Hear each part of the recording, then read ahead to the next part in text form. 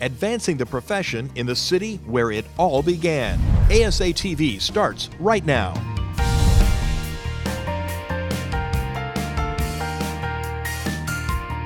Hi everyone, I'm Ed Highland with ASA TV. To envision the future requires reviewing the past. Here at Anesthesiology 2017, attendees are taking a look back at the historical milestones in the use of EEG, the electroencephalogram.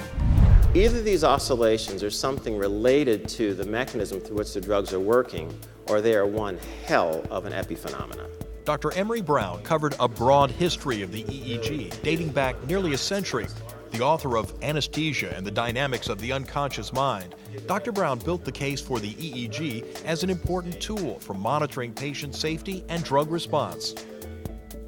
If the drugs are going to a very specific target, then you can look at where those targets lie, and you can think about the neuroscience of what's transpiring. So you have a way of thinking about the pharmaceutical agent acting at a target which is going to influence the brain directly, and then looking at that influence from a neuroscience perspective, which means now you have a way of interpreting how the drug generates effectively the EEG that you're seeing.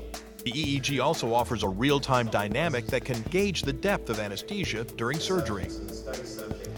It's in a state of development, and it is impressive to see how basic research is slowly evolving, and hopefully we'll have more meaningful, easy to interpret waveforms and data by the bedside. The emerging subspecialty of regional anesthesia and acute pain medicine was the focus of this session, led by Dr. Edward Mariano.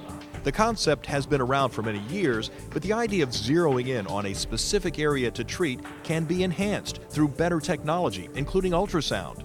Unfortunately, many people like myself didn't learn how to use ultrasound when we were in training. So we have simulation, we have needle guidance now, we have echogenic technology for people to use. But I think where we're really lacking still are tools and technology for assessment. And nowadays, with our accredited fellowship in regional anesthesiology and acute pain medicine, we need those types of objective assessment tools so we know when our trainees actually make these milestones and develop expertise and hopefully become true consultants in our specialty. Simulation also helps speed delivery time and has a potential application to a wider range of learner, from student to practicing physician. There is so much new information being shared at the annual meeting, but sometimes a review of common practices is also valuable. Attendees in this program assessed procedures for commonplace pediatric emergencies. It's not new that appendicitis and ruptured or hemorrhaging tonsillectomies and adenoidectomies that come back emergently, or even having a pyloric stenosis patient show up. These are all pretty common non-neonatal emergencies. This session focused on improving teamwork to take some of the stress out of emergencies and to help increase patient safety. As long as there's strategies put into place to help kind of build that comfort level with the team, that's I think the big takeaway focus. You can plan a little bit for that. Having what is the expected place for that child to end up if you do have an unexpected emergency at the surgery center. Well, if you've already got that in place, you already have a specialized team dealing with the children, it makes the whole event, though stressful, go much smoother and safely. You can download a pediatric crisis checklist published by the Society for Pediatric Anesthesia. Head to pedsanesthesia.org.